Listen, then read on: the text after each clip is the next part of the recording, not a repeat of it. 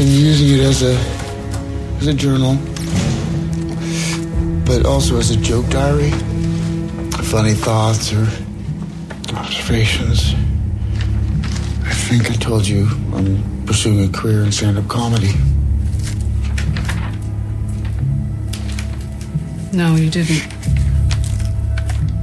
I think I did.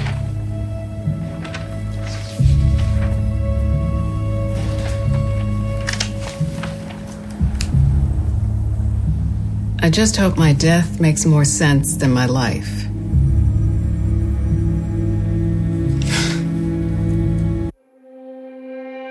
We interrupt this program to bring you a special report. This is Cheapseat Reviews. I don't know how to help you.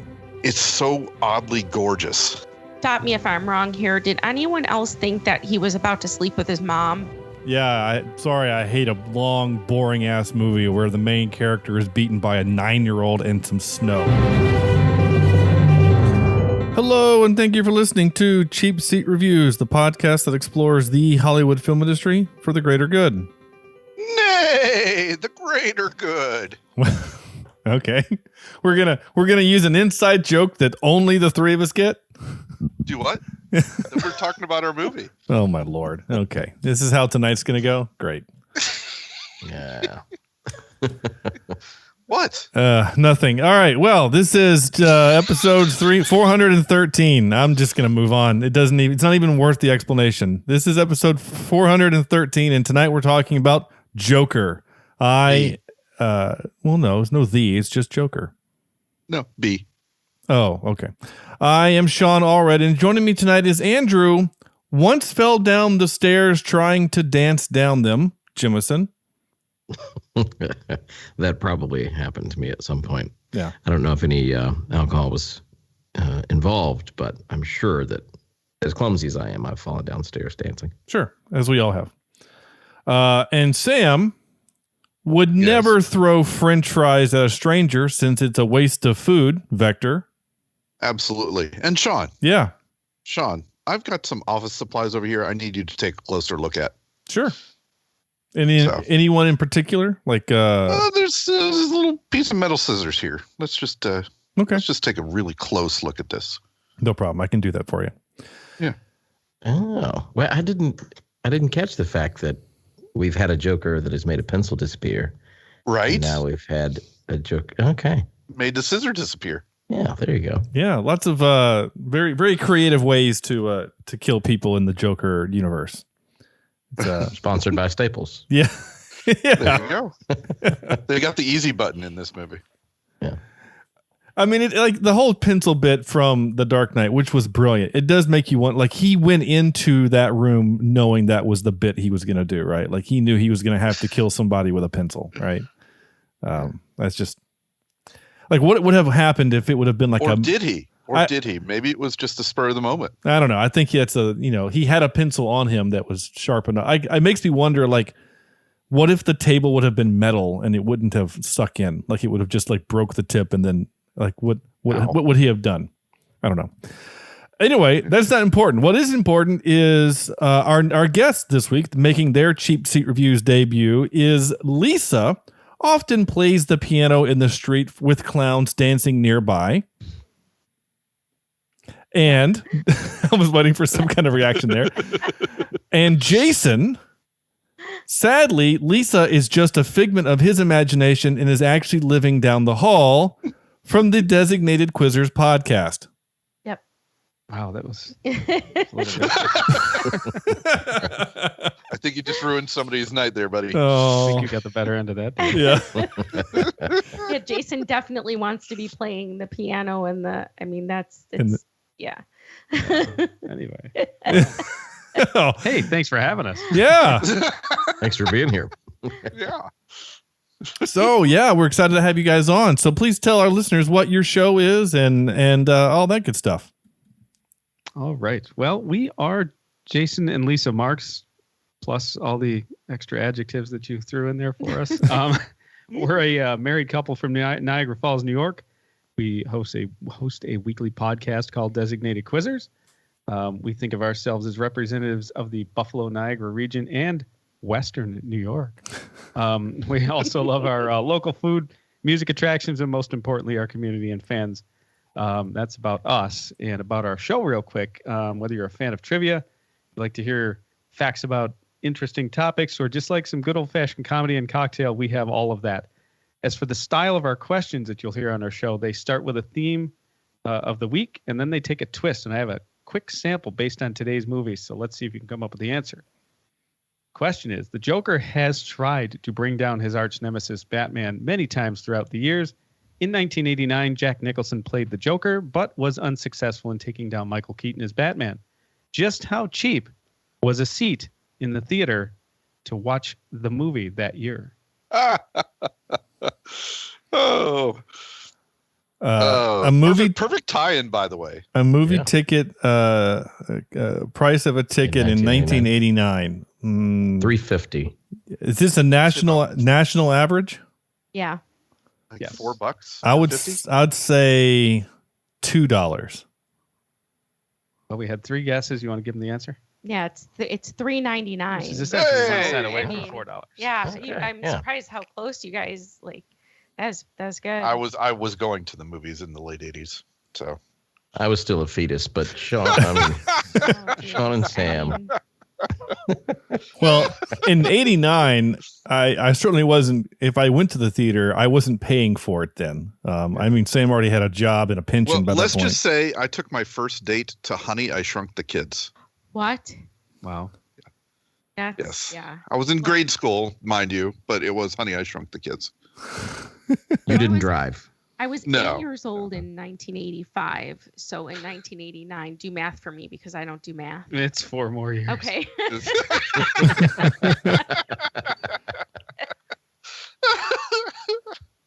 If you've ever listened to our show, 12? you know that I'm not the math expert. But yeah. So you were 12. Yes. Yeah, that makes sense. Yeah. Feeling young, Andrew? Hey, I don't mind. Yeah, it's I feel okay. old. I'm a high school teacher, so I feel old most of the time. Yeah. Oh. That's got to be bad these days. I mean, it was probably, hard to deal with when we were teenagers, but I can't even imagine what teenagers are to deal with these I days. know. in My a wife classroom teaches middle setting. school, and Ooh, that's worse. I just don't understand the mentality of the teachers Well, that can teach middle school. It's a perfect segue into this film, I'll tell you that. Yeah. Oh, so yeah, you're about right. yeah, so 2019's Joker. Sam, you've been wanting me to watch this movie since you saw it in the theater 2 years ago. Yeah. And when offered this movie, I think Lisa, I was negotiating with you on Twitter for the film. You jumped all over this saying, let's do this one, because I had not seen it yet before this viewing. And Andrew, had you seen it yet? Yes. Okay, so I bought it. Oh, okay. I was going to say, you're a DC guy. You're probably all over this stuff. Yeah. All right. So I was the only one having not seen this. You were before. the holdout. Yeah. Well. Yeah. That's just the way it goes. So.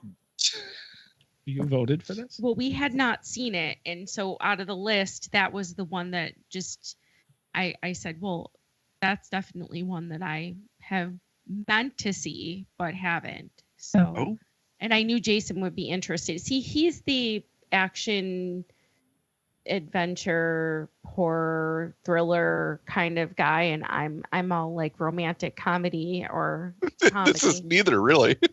So it's really not, but it's more. It's less romantic comedy than it It's is definitely the less type romantic. of music. Are you sure it's not the romantic? type of movie that Jason likes? So it's more him than it is What me. is your nickname? Down the hall with the Down I'm the still hall stuck with on the. that. But yeah, it's more his speed than it is mine. Okay. Yeah. Well, all right. So okay. So then I'm not the only one that saw this for the first time recently. So that's cool. That'll make for a fun conversation or not. Who knows? We'll find out. Andrew, please tell people what this movie is. I'm really dying to know what IMDb has to say. A mentally troubled stand-up comedian embarks on a downward spiral that leads to the creation of an iconic villain. Is he really a stand-up? I mean, he tries one time, right? I mean, yeah. But you know what? I have changed a tire, but I don't call myself a mechanic. Yeah. Well, that was a tire with a Y if I ever heard one. A tire. Yeah. Tire. Tire. Tire. There we go. Which is a legal way to spell tire, by the way. So I work in a car dealership. Oh my Lord. Oh, nice. I do want to say that, and Lisa stopped me. I think you got mad at me during the movie. What? I was going to just come on and just do the laugh the entire time. Yeah, I got mad at him because he kept takes doing the those laugh. things too far. Yeah. It was great. It was great. Do you have a card that you would pass out, right? Just forgive my condition or whatever. It's great. I love that part. No, I just think you want to stand on a street corner, put a hat in front of you, and laugh like that. Like a psychopath. Like a psychopath. Yeah. Yeah. All right. Well, let us know how that goes. You should stream that. Just live stream it. Just see how it goes. I think tune in. Yeah, I'm sure it'll be quite successful. That's a TikTok all day Yeah. that's a TikTok live. Sadly, that probably would I know. garner some in an audience. Do something that takes effort and you'll get nowhere. Do something that takes literally no effort, no thought, no nothing. Like the ASMR, is that what it is? Yeah. Jason's been watching those. Mm-hmm. Yeah. That's cool. Not for the reason of No. it not for the reason that other people watch them. Yeah. I was going to say, thanks for sharing. She's down the hall. What am I supposed to do? That's true. Yeah, I haven't ever done those ASMR things, but that's fine. Like the whole thing is strange to me. This is tying into a joke that I want to say is that I don't really like ASMR. Therefore, I must go find one and tell them that I don't like their show. I don't like their thing. We recently had a comment on YouTube where they said, I don't like movie reviews. It's like, well, then why are you listening to a movie review podcast? I saw that. I was like, yes. I was like, that is exactly what I would say. And I was like, so proud. I was like, boom. Yes, that's definitely what you say to that. That's just the stupidest thing ever. You could just keep going. I mean, just move along. Yeah. Right. Move along now. Yeah. Yeah. I don't know. If you stumbled on that episode, and of all the episodes, that one, right? That Portnoy's one, Complaint, which is a weird movie that no one's ever heard of. And, it's not like it was on a tent pole like this movie or something, right? Like they were looking for something else and stumbled on our show. I don't think our algorithm is good enough to get us there, get people to our show accidentally.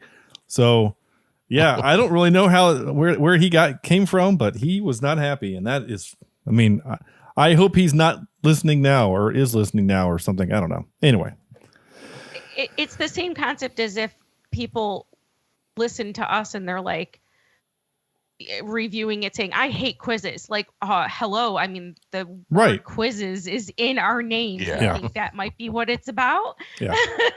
It's dumb, but it's fine. Yeah. All right. The so world in which we live. Yeah. I mean, if you don't like my show, that's fine. If you don't like the way that we reviewed it, or you don't agree with my assessment, all of those things are valid. And I'm here for that kind of criticism. That's fine. But to just say, I don't like people telling me I'll just go experience it myself, I don't know how to help you. Anyway. It's very limiting. Yeah. Sorry to have wasted your time. Yeah. I don't like McDonald's, but I'm going to keep eating there and then complain about how bad the food is. Yeah. Yep. That's Jason's motto, actually. Really, that's exactly it. That's true. I do regret every single time I go to McDonald's, so I'm not sure why I keep going. Yeah, I love McDonald's. Yeah, I actually do. I was often. just using it as an example. Yeah. It's the best worst food ever. It just really is. See, for me, that's Taco Bell. Taco Bell is the best I worst agree. food. Like, I could go right now, like stop the show and go get a burrito, and I would be just the happiest person ever. Oh my God. And they'll all taste exactly the same, even though they have different names, and it's wonderful. Well, they only have like 7 ingredients, right? It's just Exactly. It's just how they arrange them. Yeah, they just put them in different orders, and it just all is magic. Is this a segue for a commercial break sponsored by Taco Bell? Boy, wouldn't you like for... If only. Wouldn't you like for them cheap. Like, come on. I would suddenly love Taco Bell if they were sponsored. Oh, so good. Yeah. Oh man, that'd be amazing. And I have one that's I use the phrase dangerously close to my house. So Todd Phillips directed this movie. Joker came out in 2019. Joaquin Phoenix won an Oscar for this movie for best actor, and I get it. I mean, he is acting the hell out of this movie, and it's so good because there's a lot of it that's really subtle and interesting. It's not just him being insane. You know what I'm saying? Like Jack Nicholson is just playing himself when in that role, and the Heath Ledger role, I think, is what most people kind of say is the standard. It's because it's like a quiet madness that boils over. Whereas in this one, it's like a teapot that's slowly getting warmer and warmer, and it's like slowly building and building. And the movie and him and like everything builds and stuff. Like it would be hard. It reminds me a little of that. Was it Falling Down movie? Yeah, right? I've not seen that, but I know what you mean. Yeah. I think that I know that actors go to great lengths to make themselves fit a role physically and mentally, and they prepare themselves to do it. And I think I read somewhere that he lost like 54 pounds or something crazy to be in this character. And did he have to in order to, the Joker would 54 pounds heavier, would we have noticed? I don't know, but for some reason he said that that's what this character is going to be, and not eating or working out or whatever he did to get those 54 pounds off of him, I'm sure does affect him mentally, and it sort of helps play into that role and kind of affects that, psychosis a little bit. Mm-hmm. That's a method acting, I believe, is what they call it, right? Where you get into you become the person. So I had to explain to Jason who Joaquin Phoenix is, and it's River Phoenix's brother. And River Phoenix died of drug overdose in front of, I think it was like the Johnny Depp's Viper Room or whatever in the 90s. But I think that family came from, so I think they were hippies, right? And they traveled around with their parents, so I don't think they had that normal of an upbringing. You can tell by the way River Phoenix was, but they were both brilliant. And well, River's dead, but both brilliant actors, just really amazing actors. But I think in order to get into that mindset, you kind of have to already have a little bit of a mental illness in order to get to that state where I'm going to lose such and such amount of pounds and I'm going to become the Joker, or I keep putting thought in it, I'm going to become Joker, so. When you looked at him physically in that movie, a couple of scenes where like he was bent backwards and his rib cage was the rib cage, right. And but it fit though, it really did fit. It just was kind of an awkward. Well, he was supposed to look very distressed and not okay. Yeah. And I think him changing his body type, I think really kind of helps with the character, because the Joker has never been known as being a big, strong dude, right? He kills people through mental, manipulation, as well as just outright stabbing and shooting them and things like that. But I mean, like, he's never going to win in a fist fight with the Batman or anything like that. So I like that, the character did that, as far as him, as long as he's, healthy, lose whatever weight you can. I mean, Christian Bale does this stuff too all the time. Oh yeah. He changes his body all the time. And, it's just crazy, but it's just what, like you said, method actors do. I don't know. And they have the money to get there too, because they can have all the finest trainers and chefs or whatever. Oh yeah. It's not like me losing 50 pounds, because right. Yeah. Now, Joaquin Phoenix, wasn't he the one that was he AWOL for a while and then grew this giant beard and what was that? What happened with that? I don't remember exactly, but he was really strange for quite a long time. Was it him or was it Shia LaBeouf? No, it's both of them, because I think that they're both equally mentally ill. Shia LaBeouf may take the cake on that one, though. He's really off the rails. But you're right. But yeah, that was prior to this movie, I guess. It became very strange, and he wore dark glasses and had a beard, and I don't know. It might be just fame that generally makes them go crazy. Yeah. So real quick though, for those of me who aren't as familiar with Joaquin Phoenix, what else would I find him in? He's Walk the Line. Yeah, Walk the Line. He's Commodus in Gladiator. He's the main bad guy in Gladiator. He's the son in Signs. In Signs, yeah. Yeah. All movies Jason has never seen, I don't think. I'm trying to think, but So he played Johnny Cash in Walk the Line. Oh, okay. Yeah, he was good in that too. Yeah. Oh, phenomenal. Gotcha. I'm looking at his IMDb credits here. Let's see. Hotel Rwanda, Ladder 49. Like I said, Gladiator. Gladiator is probably where I know him the most from. I think that's kind of where he really got his. He did a bunch of stuff before that. But he was, Alfred Hitchcock presents something called Morning Star, Evening Star, whatever the hell that is. Space Camp. But yeah, he's in a bunch of stuff. So yeah, go watch Gladiator, dude. It's great. Oh, he was in Parenthood when he was young. Yeah. Wasn't that him? Yeah. Uh-huh. Yeah, Parenthood, right? Yeah. 1989's Parenthood. Yep. As Leaf Phoenix. Yeah, I've noticed a lot of his credits say as Leaf Phoenix. I wonder if he went by Leaf for a while because Joaquin was hard to say. Hard to say. hard to I don't know, hard for people to read. I don't know. Yeah.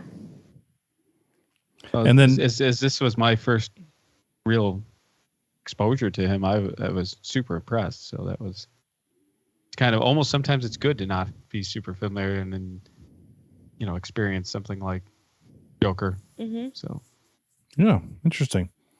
And he was in The Village. Did we say The Village? Yeah, we said Signs. But yeah, Signs. Yeah, and then Village, he's in the Village. Yeah. Two M. Night Shyamalan movies that I don't like, but that's fine. I don't like really most of them anyway. So there's Sixth Sense and Unbreakable and the rest for me. That's okay. Let's do some 5-word reviews, shall we? Sam, why don't you go first? All right. I've got 2 for this one. And the first one is we create our own villains. Nice. Which lines me up for the number 2 spot here. That is Masterclass on Mental Health Failings. I really like this movie. I can't, you always get on to me, Sean, for saying movies are fun, but this one is not really fun, but it is good in a bad way. It is a slow burn, which I usually hate. And that slow burn has that driving, I don't know, just you see it coming. It's like that tidal wave off in the distance that's just keeps getting closer and closer. And I really enjoy this character study on Arthur Fleck. Now, whether he's the true Joker or not, there's lots of theories about the end of the movie, whether this has all been made up. We've got the whole unreliable narrator, yeah. Doing this with us. But man, I love the twist in this thing. And when the violence happens, holy crap, it kind of catches you by surprise. Not only the gunshots in the subway or the train, but the scissor scene as well. And it's brutal. And the way he reacts to that violence is it's so oddly gorgeous. This guy, you start the movie feeling bad for him, right? He has a condition. He's picked on. He's bullied, and throughout the movie, he still feels that way. And you never really, I don't know, you never really get to not like the Joker until, in my mind, until he stabs the guy, and you're worried about the small how do we say it? Small person? Little person? Little person. I was going to say the same thing. That's what worried me about that part. I'm like, please don't kill the little person. I'm like, just let him go. But it shows the door. Yeah, it shows how chaotic he is, and in his mind, and how anything could happen at any time, which is really what the Joker character is all about. That I told Sean earlier today, the chaotic evil in this, or even really chaotic neutral, right? The Joker, you might say, is the true hero of the Dark Knight. There's arguments to be made for that. So I thought it's Phillips, right, who directed this? Yeah, Todd Phillips. Yeah. Todd Phillips. I thought he did an incredible job with taking a villain that we are kind of tired of. We've seen a lot of iterations, and we've seen some really good iterations in the past, and kind of upping the game on introducing us to an origin story that that makes sense for this type of person. And I'm one who might be hungry for a sequel to this thing. I'd like to see where they go with it and see what would happen, because it really could go in many different directions. So yeah, I know the DC purists don't like this movie. No, as one, well, I'll talk about it in a minute. But going back to your sequel thing, I think I read that they are planning a sequel. Oh, it's announced. Yeah. Yeah, and that Lady Gaga is playing Harley Quinn. Yep. Oh my gosh. Yeah. What? Oh my gosh. Yeah, directed. It's got the same director. Zazie Beetz is also going to be in it, and somehow Brendan Gleeson's going to be in it in some role. But that's all we know. Why do I feel like Lady Gaga is going to way overdue? Like, do we know if she can act? Has she acted in anything? You never know. Oh, she was nominated for an Oscar for A Star Is Born. Yeah. Oh, I've never seen that. Yeah, she's got the chops, I think, and I think she'd be able to do Harley Quinn. In this world, would have to be It won't be the Harley Quinn that the other be dressed as a jester with a giant hammer. Yeah, it's not going to be that silly fun thing. I mean, it'll probably, even if it's half of as silly as the other one in this universe, it'll still feel like a 10. You know. Yeah. Because this is a movie devoid of joy and fun. Oh my gosh! Right. I real quick, Sam. It just cracks me up. Sure. I can't not talk about this. So the director, Todd Phillips. Yeah. So I'm like, his name sounds familiar. So I scroll down here to his director credits. So he did the Joker. This is the guy what brought us Road Trip in 2000. Yeah, right. Okay. And then Old School in 2003. You know, hey, bring your green hat. We're going streaking. Right. That's the guy. Then he does Starsky and Hutch, School for Scoundrels, and then the 3 Hangover films, along with The Hangover, and then something called War Dogs a few years ago, and then this. That's so. It's a twist. That is crazy, because in no way, shape, or form are those even remotely close to this movie. None of that. Yeah. And by the way, the only Hangover movie that was good was the first one. The other 2 were not good. I agree. In my opinion. Yeah. It's really a credit to his ability to literally make a left turn, though. I mean, I love Old School, and I like Road Trip as well. You know, I'd say that this is where he belongs more than anything, though. This type of film. It's definitely did it really well. Yeah. It is interesting, and we've seen that before. But usually with actors, right? Like usually it's it's Chris Pratt, who's known as a goofy comedian, and then does a quasi-serious action role or something like that. Like, it's not usually directors that are only known for one thing. I mean, I guess it's kind of like Joel Schumacher doing all the crap that he does and then does Batman, and but he didn't do those well. So I guess that's the big difference. Anyway. Usually it'd be the other way around, like they would do all the, the type of movie that Joker is, and then try the other genre, Yeah. You never see it this way. Yeah. Yeah. What were you going to say, Sam? No, I'm good. Oh, all right. I'm good. Well, okay. My first degree was in psychology. So obviously these types of movies really kind of pique my interest. And the deep dive into the psychosis of the Joker was fascinating in terms of showing the abuse that he endured growing up, and his mother not neglecting him, but just filling him with weird stories and just being strange, but especially the bullying from the tic that he had, because that's really what it was. It was a tic with the laughing, and I just found it fascinating how really, in our world, this feels like the 1980s New York era, type of atmosphere in Gotham. And we're still struggling to this day with how do we treat our mentally ill? What do we do? Do we overly medicate them? Do we lock them up? Do we throw them out like yesterday's, garbage and just let them try to survive? And I found it just fascinating. And the reason I said we create our own villains is because this atmosphere, this Gotham, this, mad city created this villain just as much as it created the Batman the hero to come later on down the road.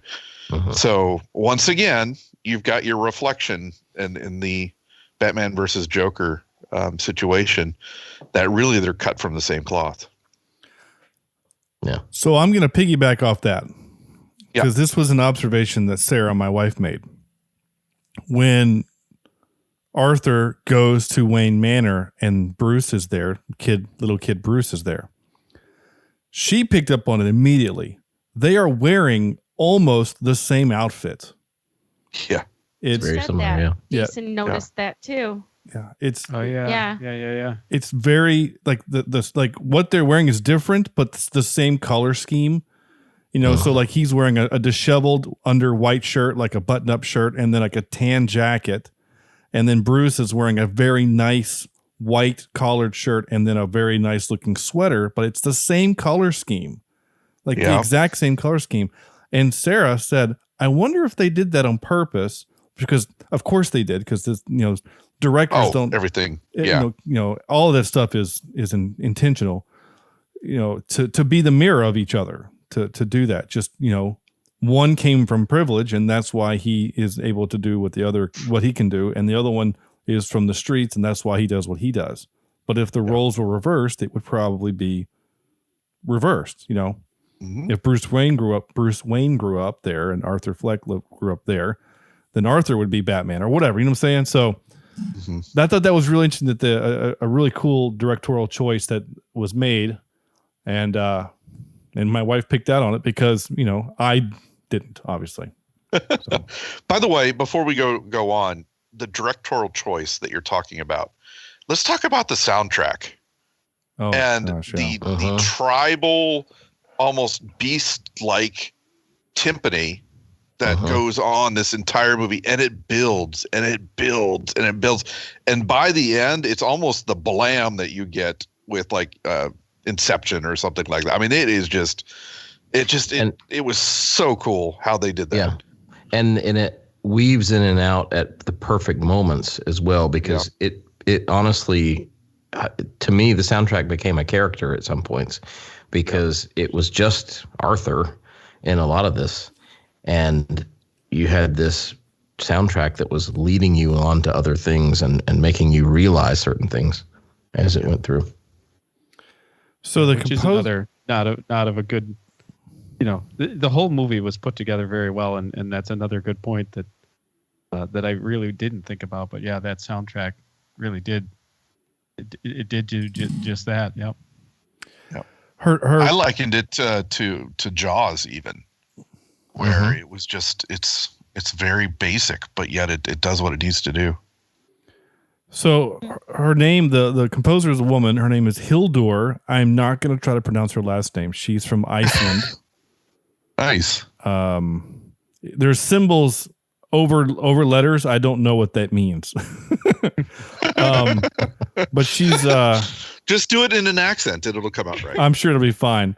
But she's done most recently. She's done the Battlefield 2042 game that just came out. Cool. She also did Chernobyl, which is great. Yes. She did the Sicario sequel, and then before that, it's mostly documentaries and some shorts, short films, things like that. But she keeps doing movies like this. She's going to become maybe not a household name because you can't pronounce it, but she's going to become a name worth listening, hearing. But you're right. The soundtrack is just, the whole time it's just, it reminded me honestly of the Batman soundtrack where it's just kind of always there. And you just want to just like, it's unnerving almost like you're unsettled from the music. I would say the whole movie is unsettling but not,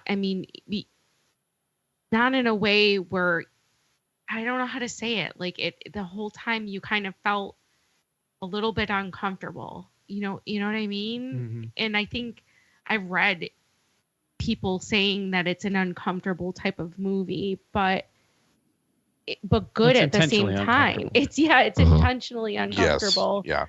Yeah. It leads you down the path that it's supposed to lead you down. Yeah. So as uncomfortable as you may be. Well, I was going to say, those who watched it, I guess we'll get to other 5-word reviews, but those who watched it for the first time, did you expect an action film, or did you expect a film study or a character study? Yeah.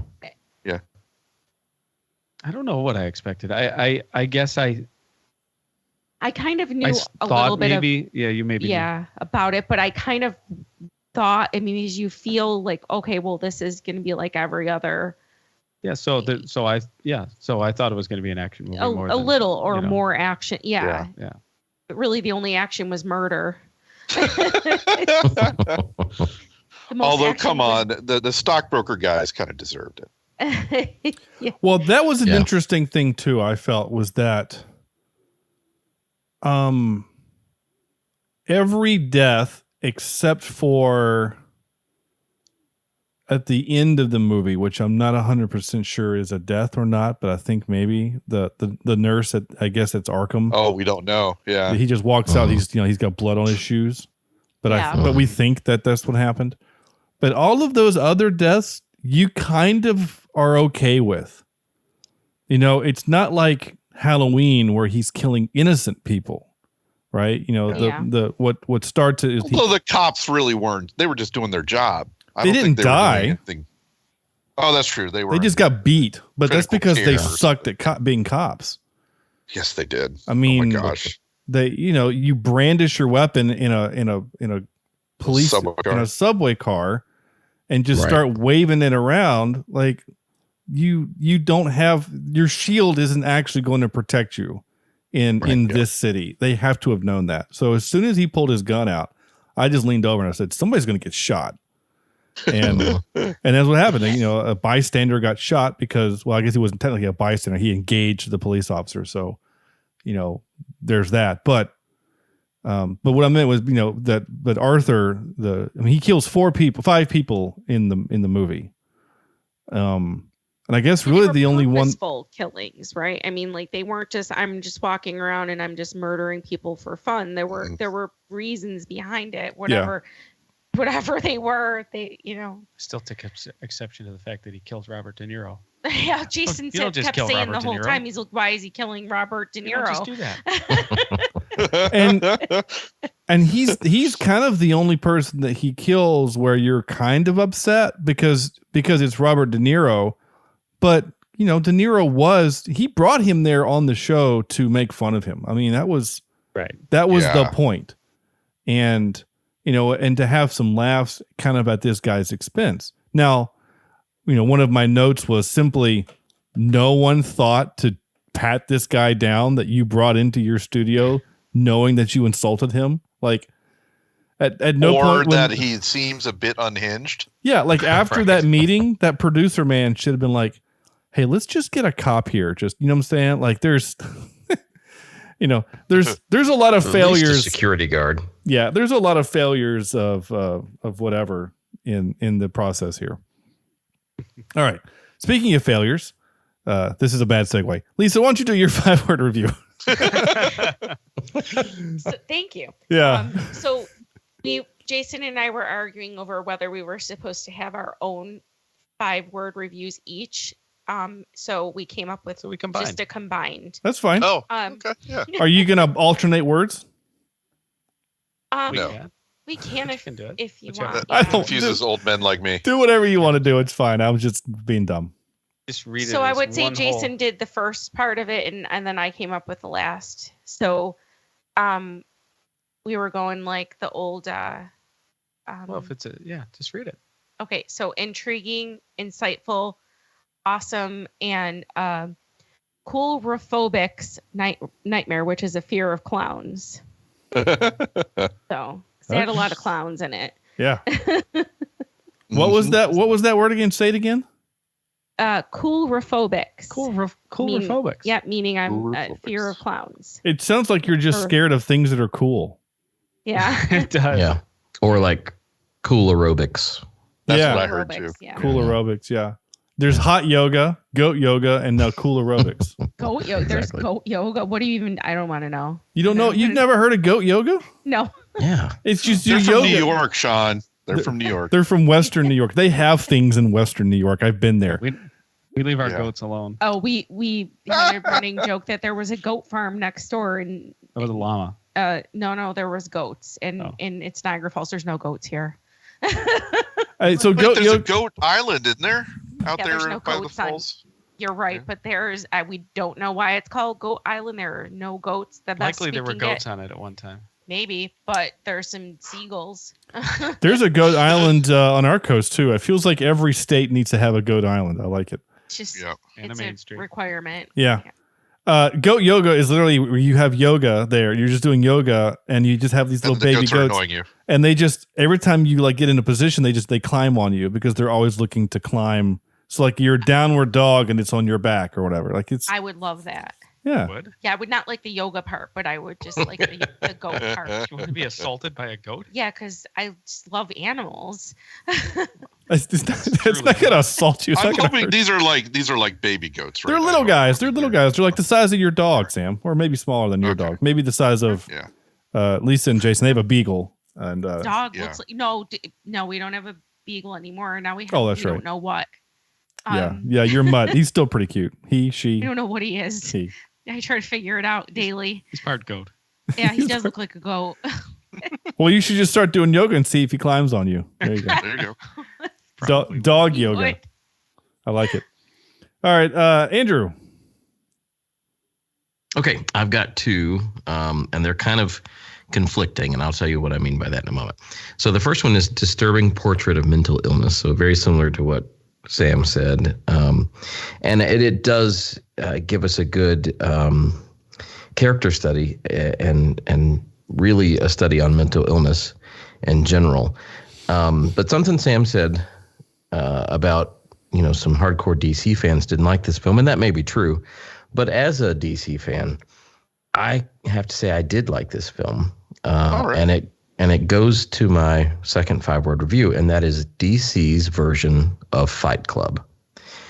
And what I mean by that is, I am one of the people that really think that this all just happened in Arthur's head, because there are several kind of hints that lead to that. If you watch the movie carefully, from that first moment he's in his therapist's office, and it cuts to the scene with him smashing his head into the glass in Arkham. and then it cuts back to that therapist's office. Then we see that same Arkham Asylum at the end again. And you know, some people say, well, he's just been in Arkham before. He's been a prisoner there before, or a patient there before, and he returns at the end.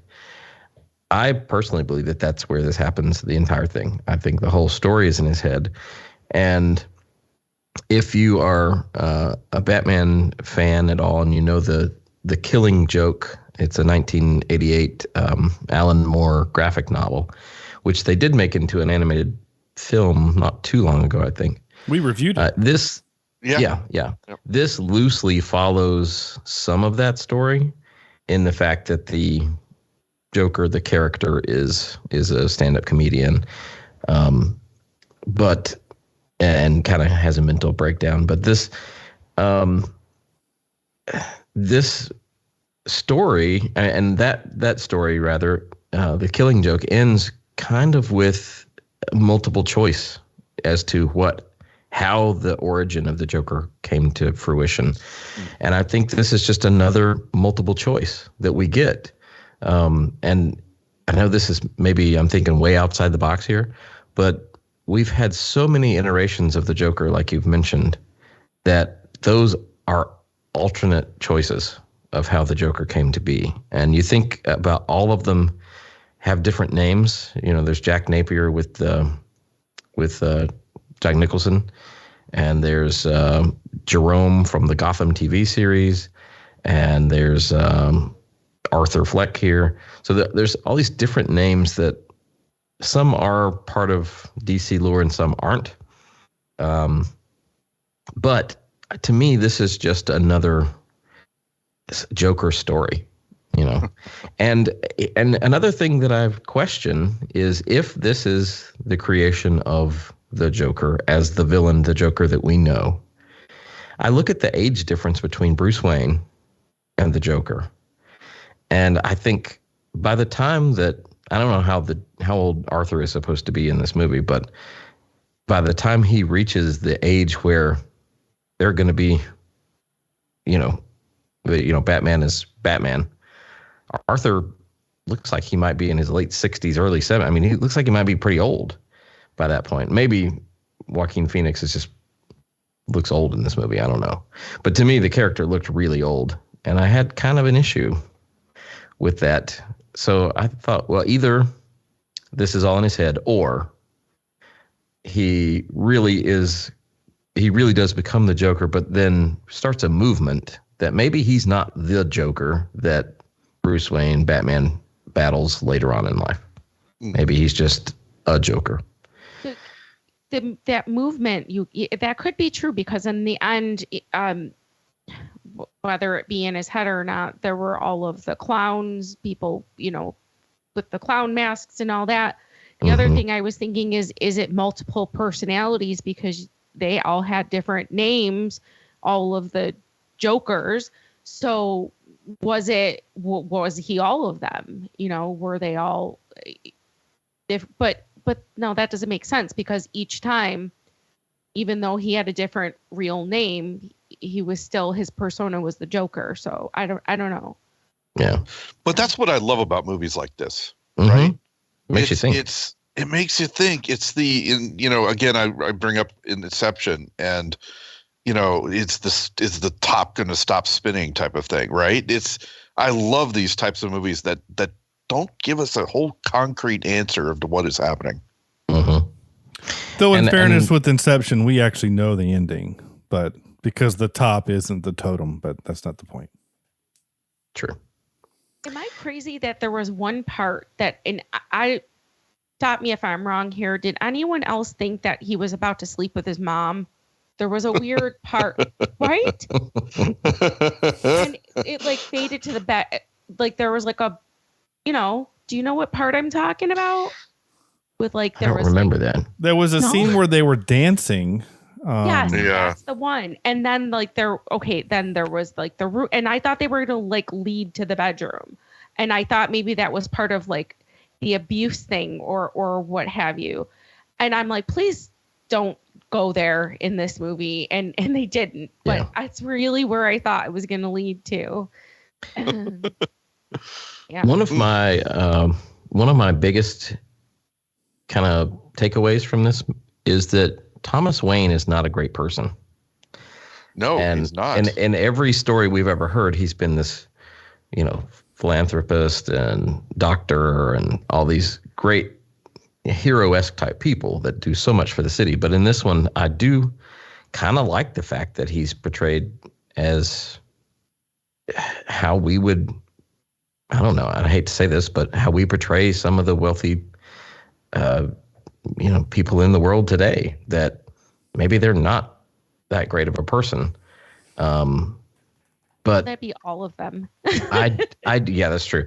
I do really think though that Arthur might be his kid, and he really did give some money to her for hush money, and he's just claiming that she's crazy, and that's his story, and he's sticking to it. I don't know. I could see that being true. Who knows how much is it? Yeah, that's what it's. Who knows? Because the darn author, the darn, narrator. We don't know we just don't know if this is real or not. Right. Again, and that goes back to my point that it's kind of in his head, I think. Yep. Wasn't there a reference that she wasn't his actual mother? It was like a stepmother or something? Or she adopted him. Adopted, yes. Thank you. Yeah, he was adopted. So, I mean, to the point could he actually be Wayne's kid? I mean, it's still possible because, Wayne has him out of wedlock and then has, puts him up for adoption, and then she adopts him. I don't know. She has obviously. I'm going at face value for the movie. I guess I'll do my 5-word review.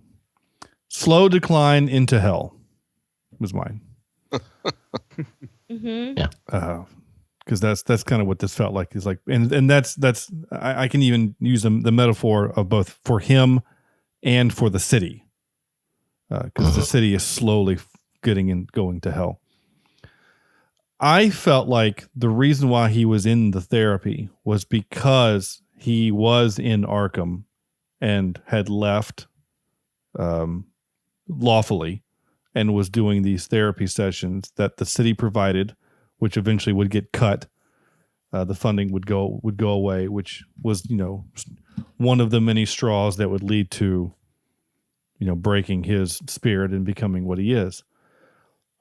I do look at it at face value that yes, he is an unreliable narrator, but the movie tells us every time that he's being unreliable. Like when Zazie Beetz is hanging out with him at the club and she's there with him at the hospital, we then later learn that none of those moments were real and that she legitimately is scared of him. And so I look at those. So like that scene that you're referring to, Andrew, when the camera cuts to him banging his head at the glass at the Arkham, I felt like that was his previous flashback, to when he was there before. And now he's out in the world again, trying to do his thing. And that I do like the idea that he is a Joker. Maybe he's not going to be the one that the Batman will ultimately have to fight, because because the movie does end with the Bruce Wayne, his mom and dad getting killed by, I guess that's Joe Chill. I think that's his name.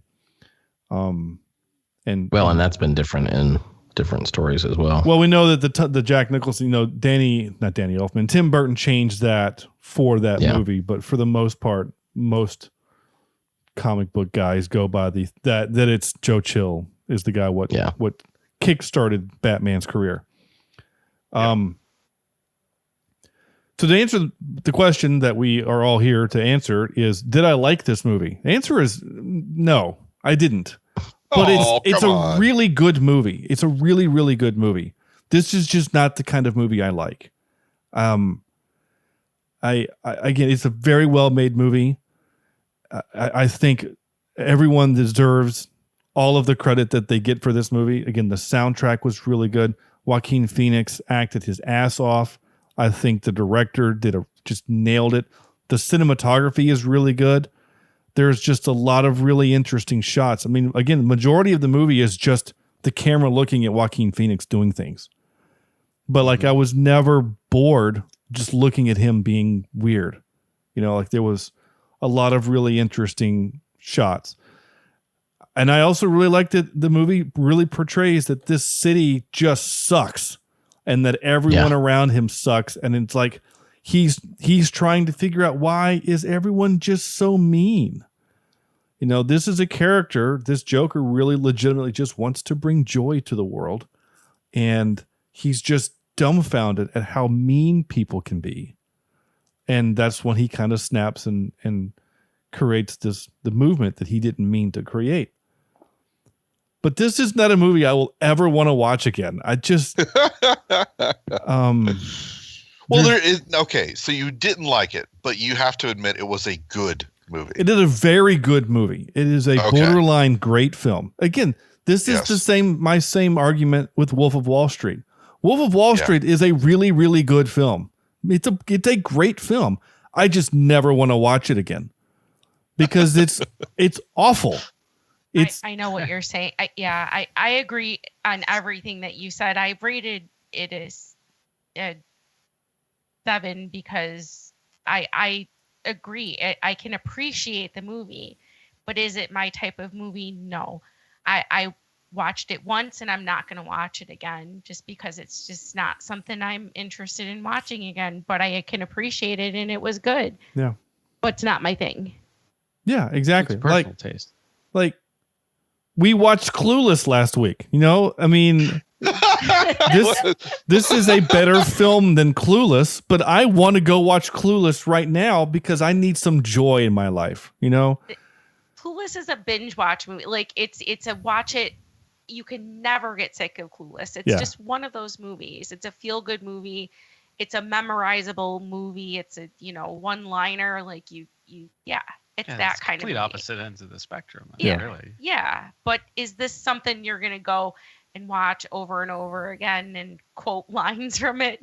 No. Well, you won't, but I mean, so my pinned tweet on Twitter, obviously that's where you pinned your tweets, is name your top 5 favorite, most rewatchable movies. There are people that put this movie in their top 5 favorite films. And that really, I was like, ooh, I'm really intrigued. So when I got, for watching it for this, I was really intrigued by it. And again, Sam kept saying, I really want you to watch this. I want to watch you to watch. And yes, it's not a secret. I am not a DC fan by any stretch because DC doesn't know what the hell they want to do with themselves. And that it bothers me because there's such potential in the universe that they have at their fingertips and they just can't get their shit together. Because I want to look at this movie and go, can they tie this movie into the Matt Reeves Batman? Like, is this so so have the next Batman, the next Matt Reeves Batman, have some way to tie it into this movie? Let's start a new universe. Let's get rid of the Snyderverse. Let's just say there was a thing, it happened. Now let's put it aside and let's start over, right? Let's get the Matt Reeves universe. Let's have Todd Phillips direct the next Superman or something. I'm all for it. I'm here for it. But if the sequel is going to come out in 3 years, 2 years, in 2 years, is it going to tie into anything else or not? This is the stuff. But isn't that okay? I mean, that's still okay. Is it? I don't know. It is the stuff that bothers me. It really does. It's just, the Marvel universe has spoiled you. It really has. It really, really has. Yeah. Because, the MCU spoiled me. Because for a long time, Marvel was this, right? It was Spider-Man 1, 2, and 3 that had nothing to do with those bad Fantastic Four movies, which had nothing to do with Blade, which were 1 and 2 were pretty good, which had nothing to do with what's other Marvel movie at the times. I can't think of any other ones from X-Men. that era. X-Men, right? Yeah. Like none of them tied together. They were their own little capsules, which is fine. But when you have a universe here with the Joker and you're not going to tie it into a Batman universe, like they exist in the same time at the same. So again, you're right. This is the stuff that drives me crazy.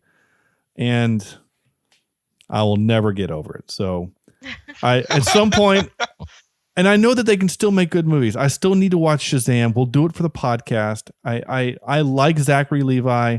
Like, you'll like it. I'm looking forward to it. I really am. You will. We just haven't done it for the show yet. So that's literally what I'm waiting for.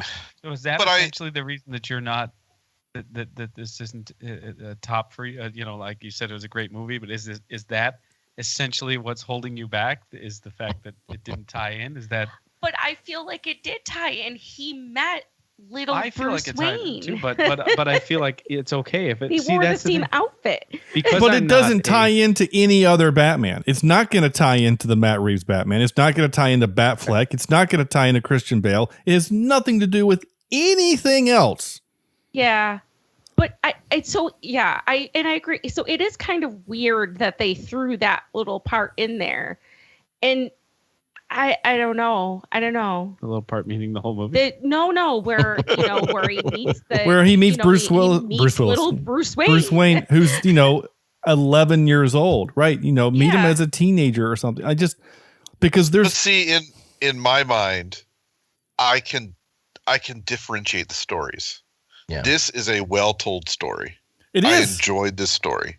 Totally, I think it is. It is a well-told story, but it lives in a vacuum, and that's kind of where I'm bummed out. I'm not mad at it. I'm just bummed out because it's going to live in its own vacuum, and it's not going to be able to attach itself to anything else unless they're going to create a new Batman to be in this universe. So it's like, so you like this movie enough to want more of this movie, but you don't like it. Yes. Let me ask you a question. If there are spin-offs, if there are sequels based on this universe, judging how dark this movie is, are you going to like the subsequent films? I don't know. I don't know, but I want to. You said this was a movie you wouldn't want to see again because it was so dark. It's not that it's dark, I guess, is a generic term. Yes, it's joyless and right. Yeah, it is that. But if they make when they make the sequel, I will watch it. Now, is it going to be in 4 years when it comes out on HBO and we do it for the podcast? Sure. When we're celebrating our 12th year as a podcast, will we be doing it? Fine. I'll watch it then. Yeah. I probably won't see it in the theater unless you two drag me there.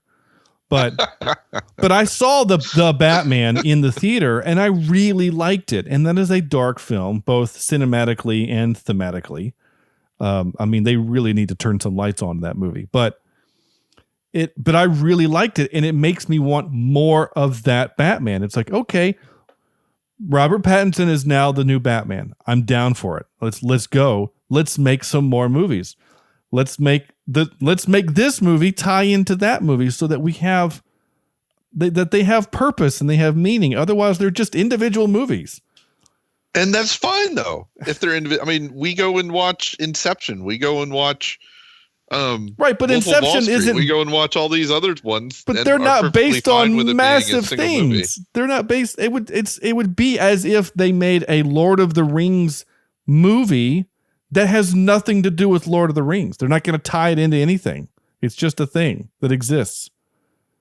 Gimli gets his own movie, but doesn't. I'd watch a Gandalf spinoff. Sure, we'll watch a Gandalf spinoff, but it has nothing to do with the Lord of the Rings films at all. Gandalf origin story. Sure. Yeah.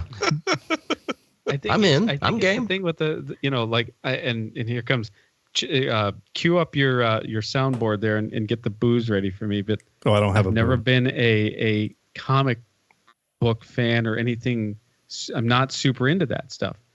So for me, it does turn into a standalone, and I'm okay with that. But I get it. I get it. You like a Batman movie? I do like a Batman, but what I'm saying is, I don't have the storyline laid out in front of me the way I expect it to be, and the way it has to follow a certain pattern because it fits the comic books and it fits that.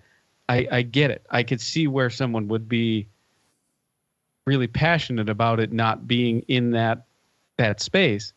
Mm-hmm. But for me, as a standalone, I'm okay because it doesn't. I don't have that connection to you it. went in this. Like, I'm all right with this isn't- vacuum. Yeah. Yeah. Yeah, and then Does that make again, sense? it does make sense. I know that I'm not alone, but I know that this is a 100% me thing. I don't begrudge Andrew or Sam or anyone that likes this movie or these types of things that DC is doing.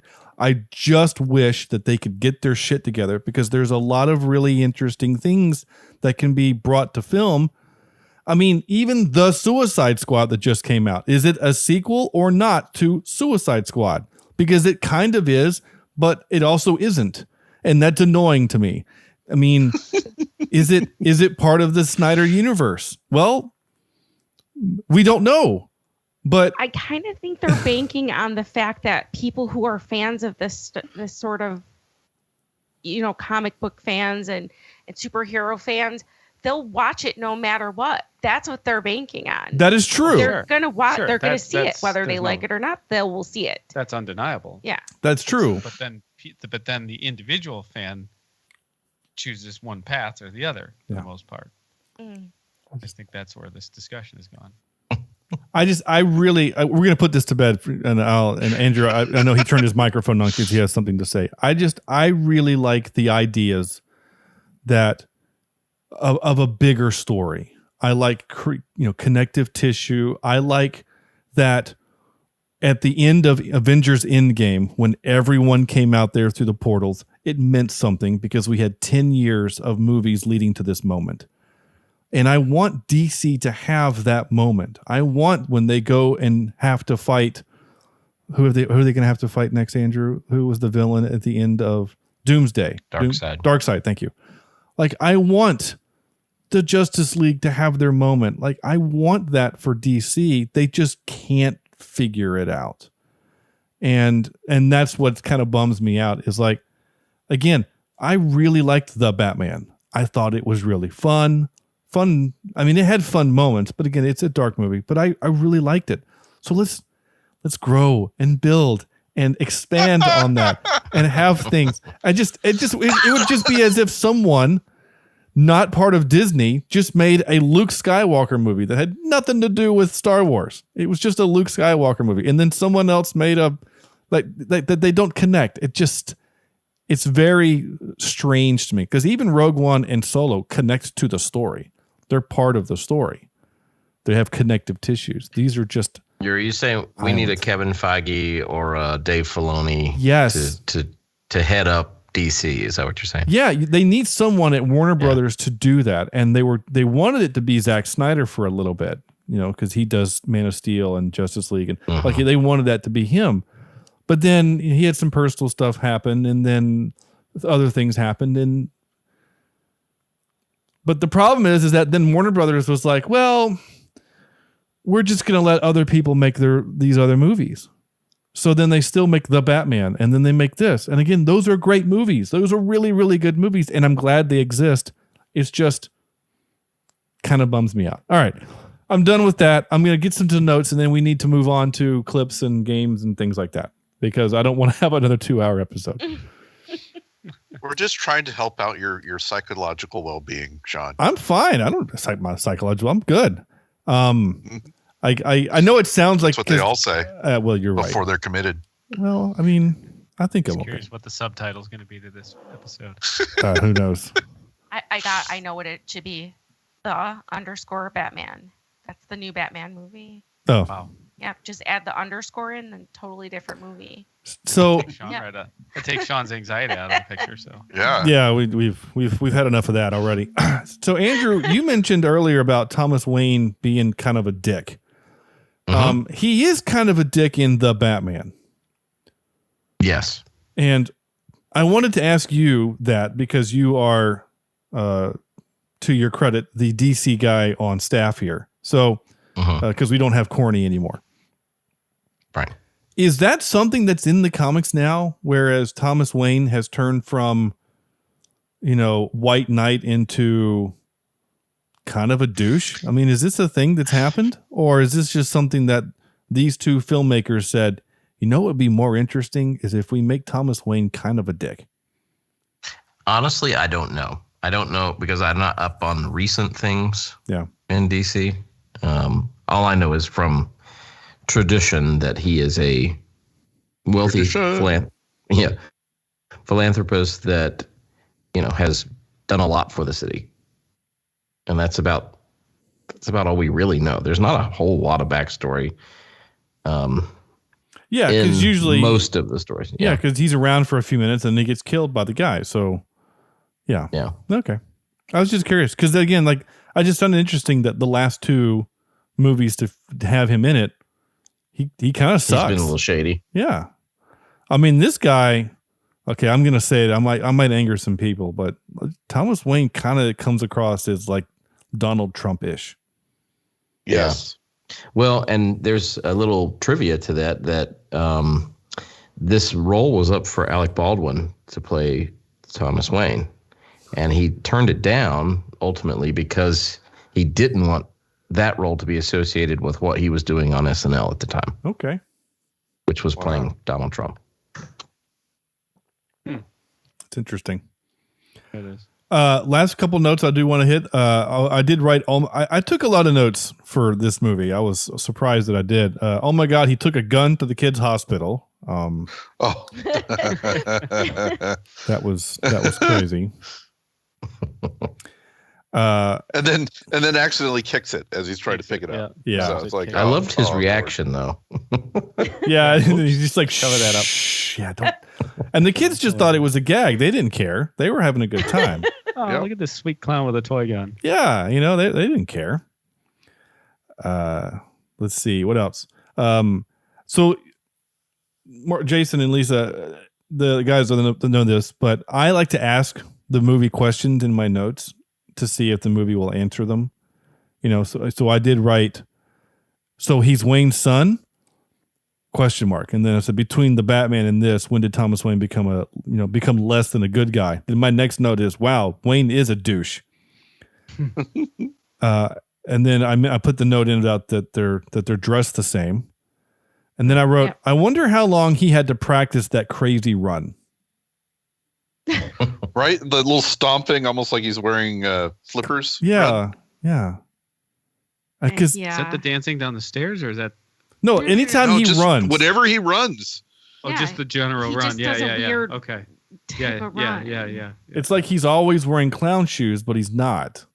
Like he runs like he's wearing oversized clown shoes, but he's just wearing shoes. I just always thought that was interesting. Just strange. I also wrote, Sam, is this movie why you 3D printed a little guitar? Because there's a little blue guitar in her house, in her apartment. Yeah. And I saw that and I was like, oh my gosh, Sam has that exact thing in his house that he 3D printed. Yeah. I guess I won't use that as my question. Nice. Actually, I had already taken that off the list. Nice. I also asked, would a pillow really kill her if she had oxygen going into her nose? That's, I had the exact same question this time around. Yeah. Well, you can see when the camera goes back to her, the oxygen's not actually in her nose. Yeah. So maybe at some point it got knocked out. I mean, and maybe it's not I enough. Did think that, though. It might not be enough to, keep you breathing like a scuba gear or something. But like, I don't know. I guess the purpose is just to put oxygen into your bloodstream. But it would pinch the hose, I think, if you held a pillow to, I don't know. I don't think it matters because the staff certainly isn't going to show up and make sure she's all right. Well, that was my next point because my wife said, why aren't there alarms going? There should have been. There should have been. It should have been very noisy in there.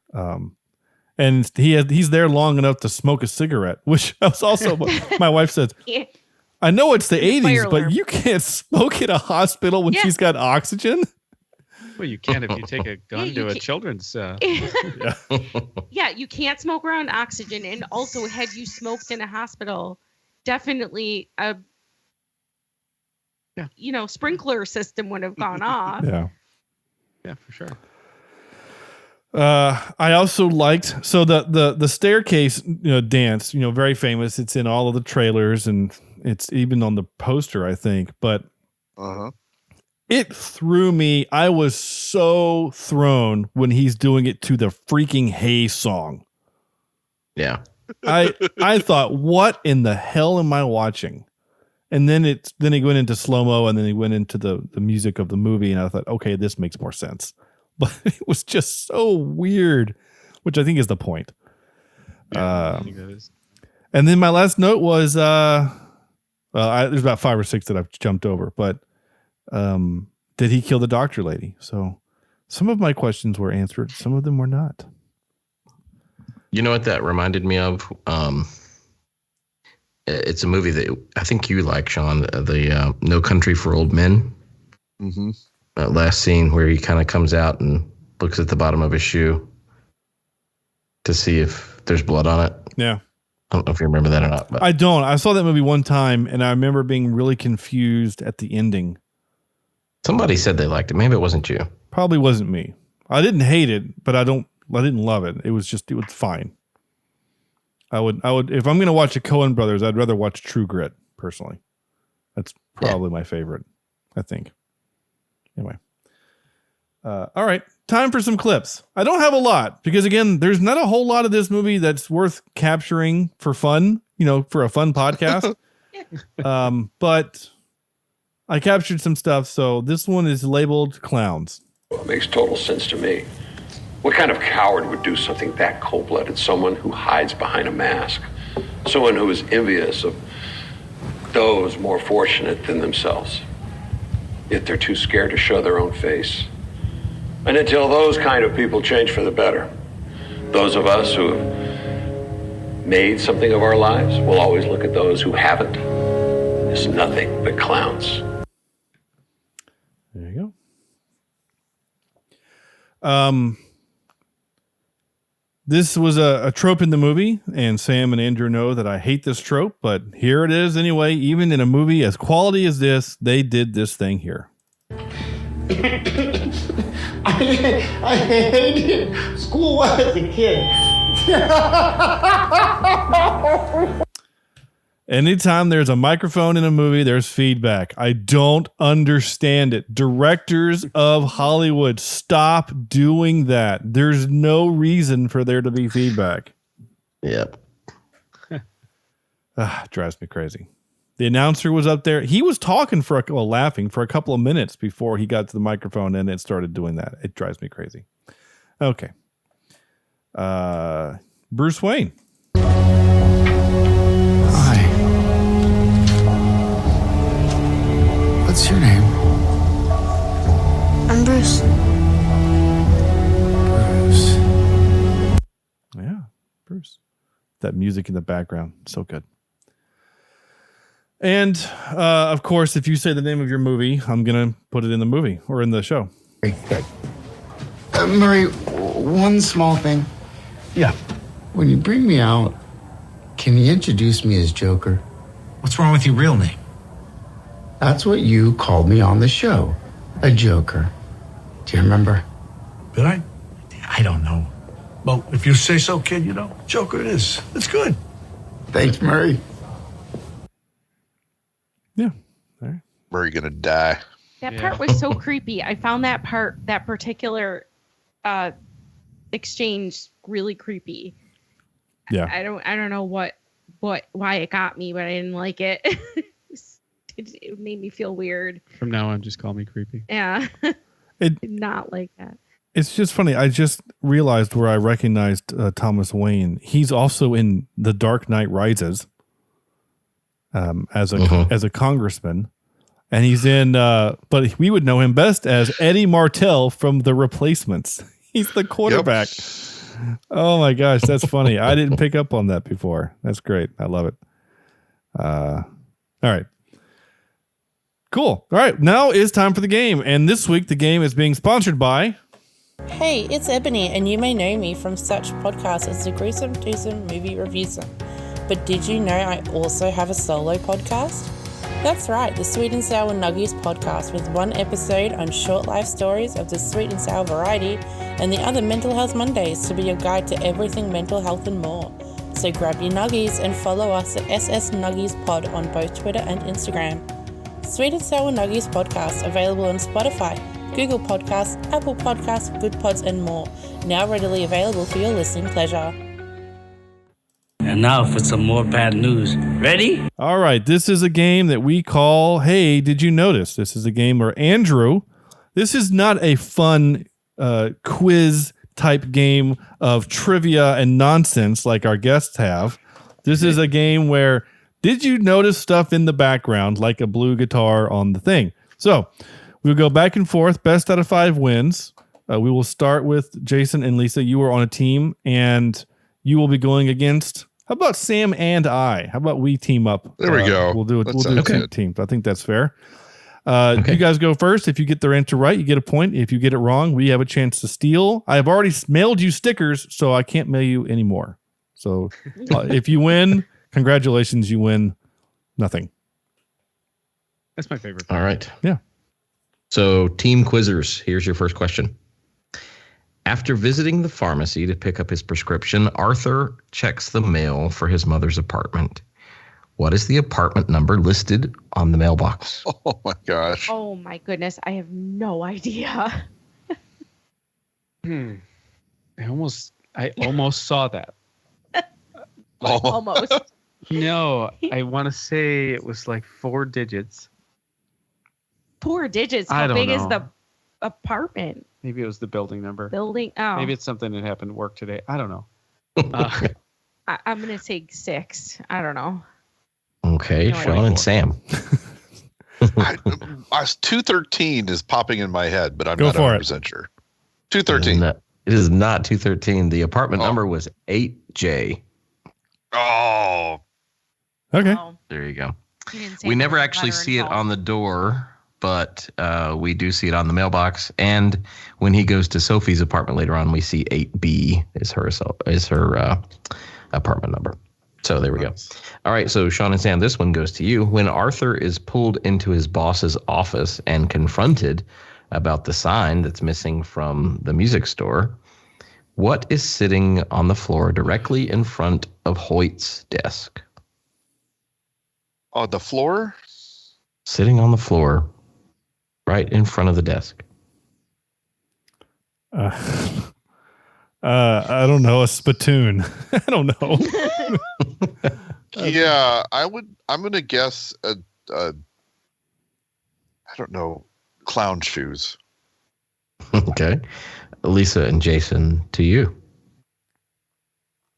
I'm gonna say a dog. That's I was thinking shoes or a dog. A dog, So yeah. go with a dog since shoes All are right. taken up. It was a giant Jack in the Box.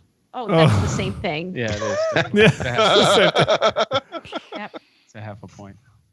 All right. Of course. Jason and Lisa, this one is yours. Clocks are seen several times in this film. In the therapist's office, on the clock in Ha-Ha's, on the time clock rather, in Ha-Ha's where he works, and in the mental hospital. The same time is on each clock when they're shown on screen. What is the time on these clocks? Another reason that I think this might be in his head, but that's just another little detail. Huh. I'm just gonna go with the number that haunts me, which they say is, like the repetitive number, the series of ones. I say it's 111. So it's 111. 111. Yeah. Okay. I have no idea. All right. Sean and Sam. Sean, you got this one? I don't know. It like when he leaves, it was daylight. I don't know. But I guess that could be any of the 12. Like 3:30? 3:30. I like it. Lisa, you were so close. It was 11:11. Is what time was on all the clocks. Oh, you got to give her half a point. I'll give her half a point for that. Yeah. That's All right, a half a point worth. That's Yep. impressive. Yeah. And, yeah, 'cause That actually paid off finally. I know it Wow. did. One, My mental illness got me somewhere on a movie about mental illness. Okay, question number 4. We go back to Sean and Sam. According to the radio broadcast at the beginning of the movie, On what date does this film begin? Oh, jeez. It's middle of the summer, right? I can't give. You've seen this movie more than I have. I know, right? This is literally the first line of the movie. Which I almost captured for the intro, but it would be. So what is it, Sean? You get it. I You get didn't- this one. I didn't listen to it because I knew it because I started listening to it and I thought, no, this won't be very interesting. I'll do the thing. So September 13th or something. I don't know. yeah. Well, today's the September 7th, so let's say it's September 7th. Jason and Lisa, do you have a guess? 4th of July. What do you have? I mean, I don't have anything better than that. Okay. 4th of July. Wait, I know. It's What? November 11th. Okay. 11/11. Okay. The radio broadcaster says it is 42 degrees, 10:30 a.m. on Thursday, October 15th. October 15th. Yeah, October 15th. You were closer than Tried me. to double up on Yeah. the 11/11 thing. All right, last question. This goes back to Jason and Lisa. When Arthur is practicing for his interview with Murray Franklin in his apartment, there is a coffee mug on the side table next to the couch. What words are on that coffee mug? I'm just going to go with words that are on every coffee mug, like something like world's best dad or world's best boss. What do you think? I had something and then you Or distracted I me love with that. New York. Well, I can't say New York. You would have to say Gotham. I love Yeah. Gotham. Yeah. I All right. Yeah. Sean and Sam. I would, it would say smile or put on a happy face. That would be my guess. Yeah. Okay. Well, this is kind of a trick question because on the coffee mug, it says The Murray Franklin Show or Live with Murray Franklin, something like that. So he was really making this look like the set of a talk show. He even had the the prop Murray Franklin coffee mug. Wow. So there you go.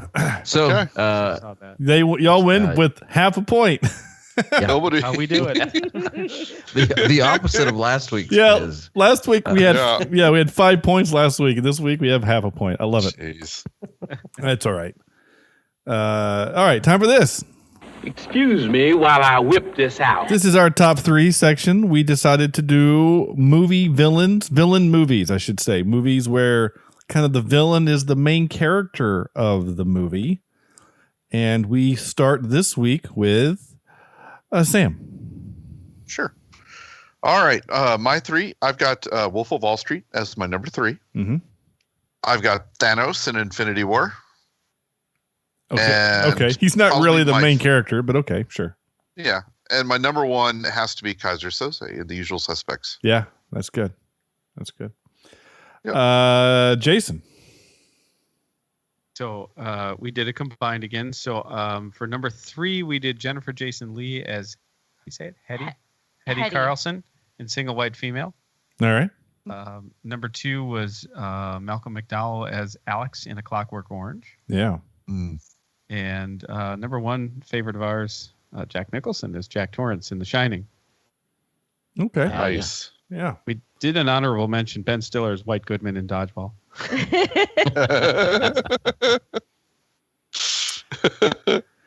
Very cool. How could you not? How could you not? Well- How could you not? I would not. Or the Shining one either. No, don't like the Shining at all. Ah, It's a boring self, reverential. Sean. It just, I know I have all the dumb takes today. It's fine. I don't care. Poor unfortunate soul. Yeah. Sorry. I hate a long, boring ass movie where the main character is beaten by a 9-year-old and some snow. It's just like, yeah. If your villain can be defeated by my son saying, playing peekaboo, then you're not really a good villain. I'm just saying. All right. My top 3, I did number 3 is Tim Robbins from Arlington Road. Ooh, and that's a movie. I guess I guess I can spoil. It's a 30-year-old movie, but it's a movie where the bad guy wins. Mm-hmm. Number 2 is Nightcrawler that we did for the podcast. Yeah. Bamf. Yeah. Thank you, Corny. And number 1 is a movie called The Jackal that stars Bruce Willis and Richard Gere. Now, the movie primarily follows Bruce Willis, who is an assassin trying to kill the First Lady of the United States, and Richard Gere stops him. But for the most part, the movie's following him. Richard Gere's name, who is Declan. Though people say, "Oh, did you get the name Declan for your son from that show?" I said, "No, I got it from that movie." But don't tell my wife. So yeah, The Jackal, Nightcrawler, and Arlington Road. Andrew.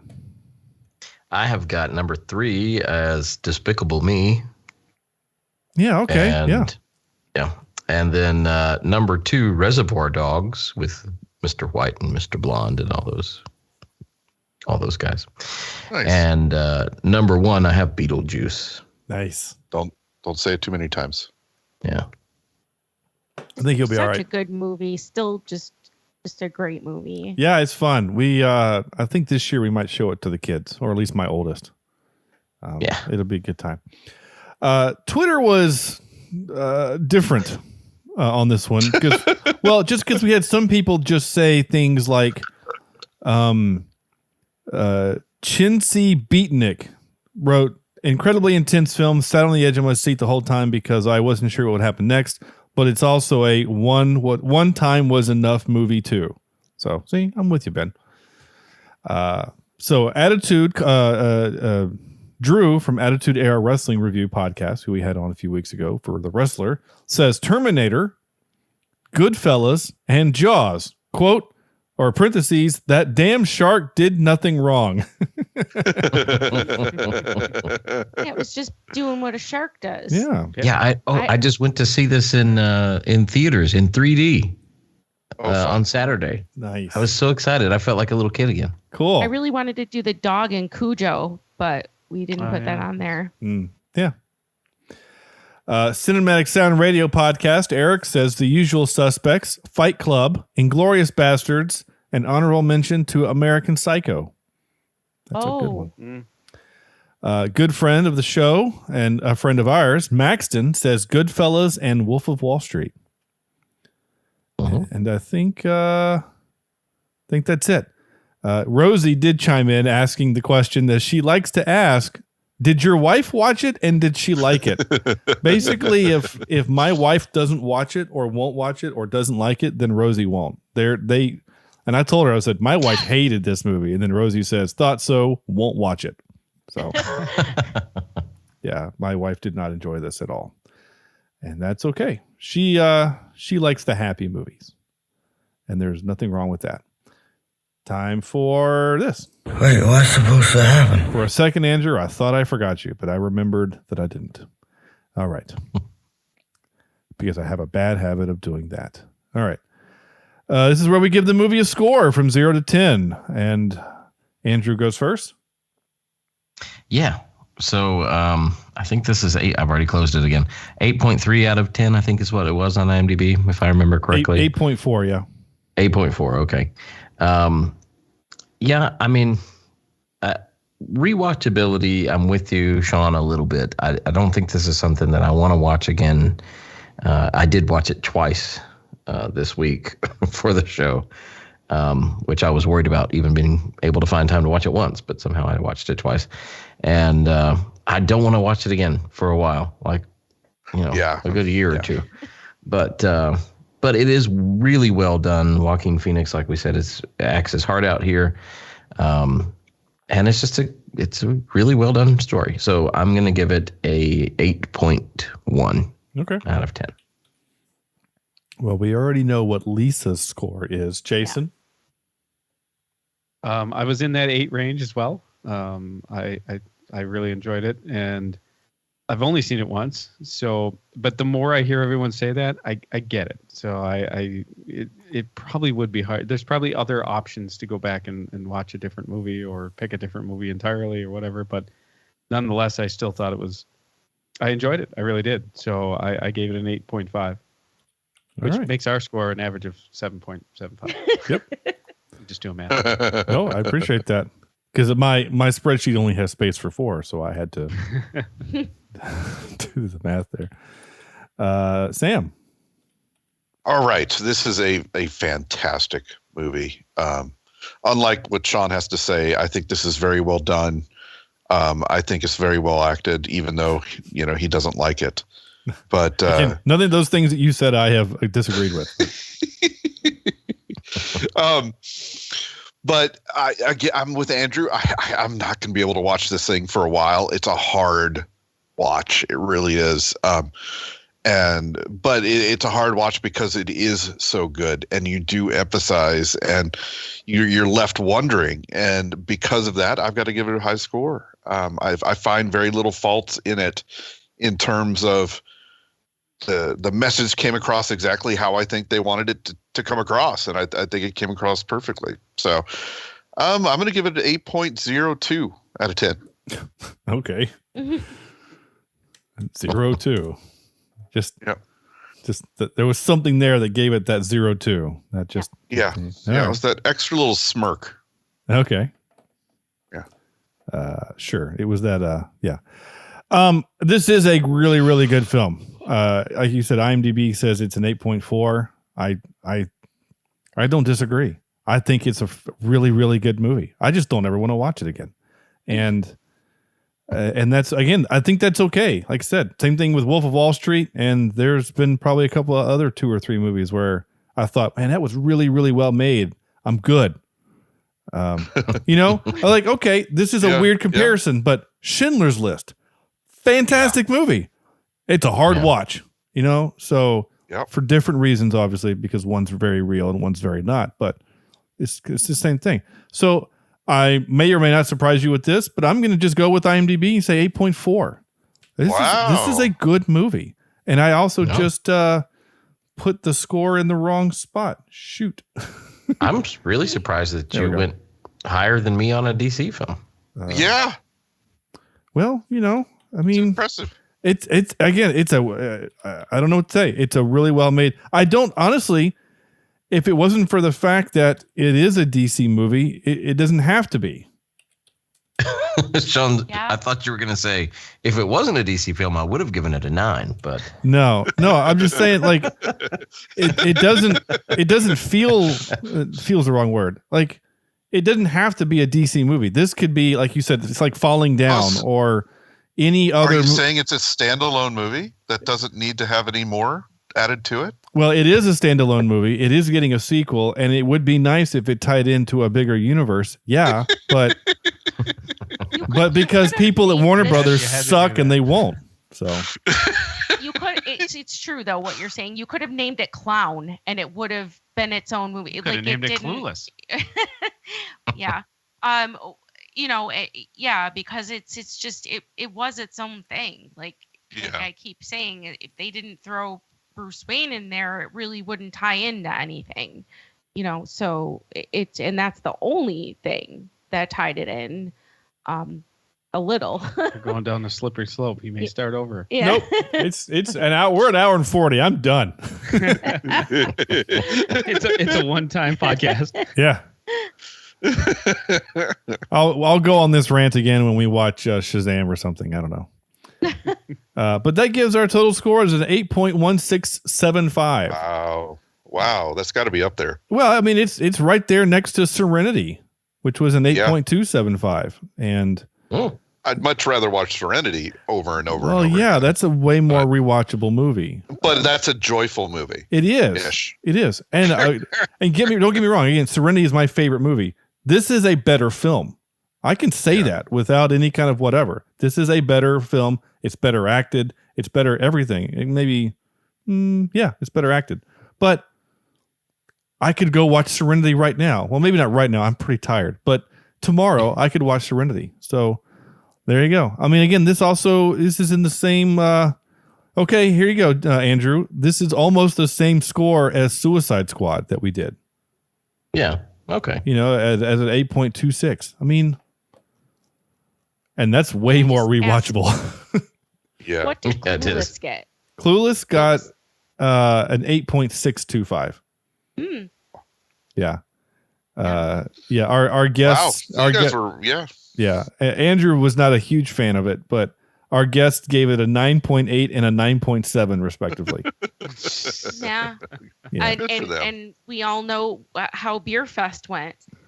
Beer Fest is the best. I love Beer Fest. Yeah, I know. I was so upset to hear that that someone didn't like it. Yeah, Sean. Sam, you gave it a 4.89. Don't give me anything. Dos Clown. Yeah. Such a good movie. It's not. Okay. But I do have this at the handy. What are you doing? We're extracting frog gamete for cloning trials. You're jerking them off. There you go. So, yeah. I have that handy. So, there's that. Okay, well, that's it. That's our show. That's our podcast. Please, Jason or Lisa, or do it combined, tell our listeners where they can find your show and all that good stuff. It'd be difficult to like time. Yeah, that to be I'm not. combined. Yeah, you say one word, I'll say the other. No, That'd be no. So, You can do it. The go-to place for everything about us and the show is our website, designatedquizzerspodcast.com. You can also follow us on our socials. You can find us on Twitter, TikTok, Facebook, and Instagram. I run the socials, so I'm the one that you will speak to. Please do not contact me if you are a cam girl. Oh. No. But yes. You can reach me though if you're a cam girl by no. Send out the cam girls to. That's Jason at fatbeaglemedia.com. Or Lisa at fatbeaglemedia. But yeah, so yeah, Cool. That's us. Awesome. Well, we're thank you so much for coming on the show. We had a good time. We are, of course, Cheapseat Reviews. Go to our website, cheapseatreviews.libsyn.com, and there you can find links to all of our other social medias. You can also just go to our linktree/Cheapseat Reviews. There you can find links to other stuff like our merch and our patreon.com/Cheapseat Reviews. There you can get the new stickers that we just got. That's right. We have new stickers based on the artwork that Sam did for Gunpowder Milkshake. They look great. And I can't wait to give these out to some patrons. So patreon.com/Cheapseat Reviews is how you can get a hold of them. That's going to do it. Next week, once again, we're going from one side of the aisle to the other. Or that's not the right word. We're going from, we went from The Wrestler to Clueless to Joker to next week, we're doing Men in Black. So we're going back the other way for fun and joy and happy. So there you go. Men in Black next week. Very excited for that. That's going to do it. So on behalf of Andrew, Jason, Lisa, and Sam, this is Sean saying thank you all so much for listening, and we'll see you next week.